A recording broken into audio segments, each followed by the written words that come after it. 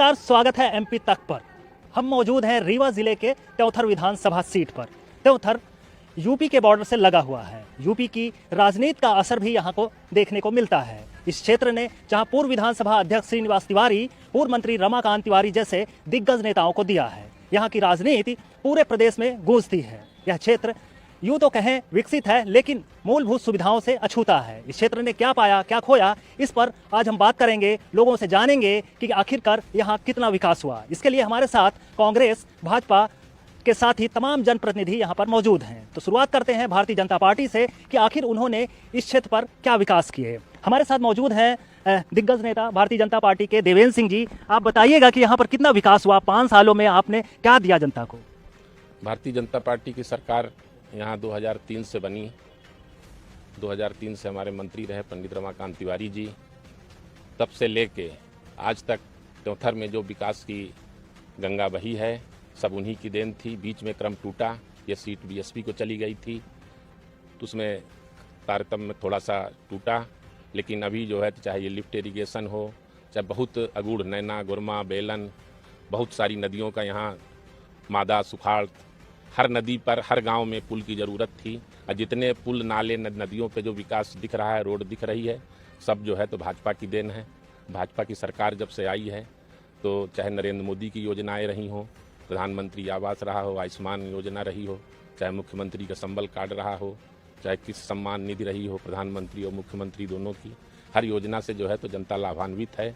और विकास के पूरे प्रयास भारतीय जनता पार्टी की सरकार त्योंथर के जन जन तक, अंतिम व्यक्ति तक पहुंचाने का प्रयास कर रही है। बिल्कुल, चुनाव नजदीक है, लगातार यहाँ पर क्षेत्र में कई कमियां देखने को मिल रही हैं। विधायक श्यामलाल जी के दावे हैं कि इस क्षेत्र में काफी विकास किया गया। क्या मानते हैं कि उनके 5 विकास कार्य जो जनता के बीच में बताने लायक हैं आपको?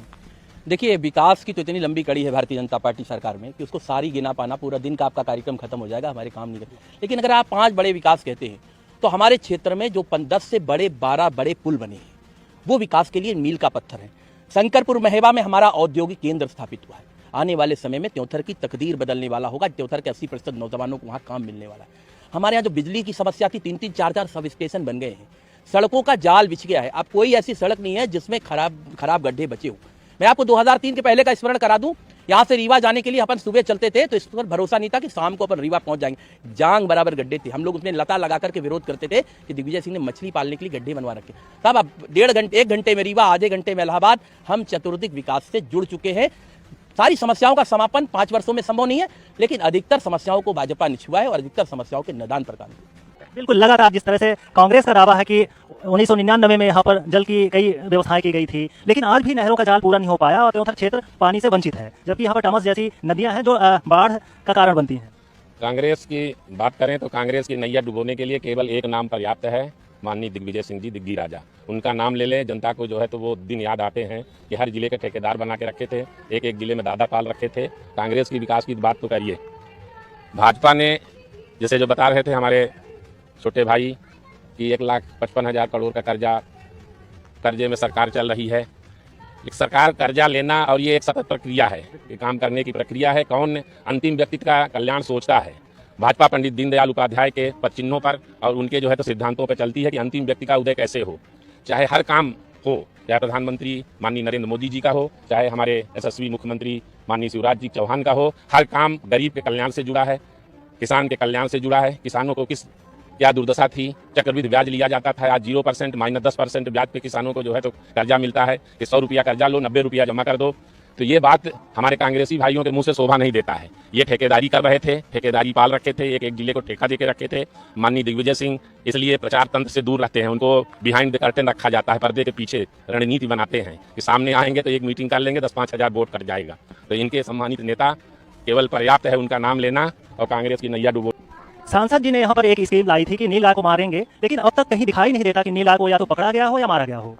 नील गाय पिछले 5 साल पहले ज़्यादा बड़ी समस्या थी। पिछले 5 वर्षों में थोड़ा सा उनकी संख्या कम हुई है या कहीं शिफ्ट हो गए हैं। जैसे जंगल से यहाँ नीचे उतरते थे, आज आबादी एरिया में लोग बाग जो है तो विरोध के लिए दौड़ाएं, खेदें और उनको जो है तो हाका लगाएं। उसके कारण नीलगाय बीच में शिफ्ट हुई हैं। पिछले 5 साल की अपेक्षा इस समय केवल लगता है 10% ही रह गई हैं, 10% 15% ही रह गई हैं। फॉरेस्ट विभाग से एक अनुमति है कि आप जैसे पेड़ काटने के लिए अनुमति लेते हैं जंगल विभाग से, तो आवेदन देके कि नीलगाय से हमको नुकसान हो रहा है, मेरी फसल का नुकसान हो रहा है, तो जंगल विभाग अनुमति देता है, तो उसको आप जो है तो शूटर की व्यवस्था करके या किसी अन्य व्यवस्था से उसको जो है तो मार सकते हैं। लेकिन पूर्वानुमति आवश्यक है। तो सांसद जी ने जो है तो वही प्रयास जो है तो वहाँ लगाया था, सांसद में एक प्रश्न लगाया था कि नीलगाय से परेशान है रीवा की जनता, तो उस पर जंगल विभाग ने अनुमति दी थी। यही अनुमति उत्तर प्रदेश के कई जिलों में प्राप्त होती है किसानों को। किसान आवेदन लगाता है, किसान को अनुमति मिलती है कि आप अपने लाइसेंसी बंदूक है और किसी अन्य व्यवस्था से शूटर की व्यवस्था किराए से करके आप मरवा सकते हैं।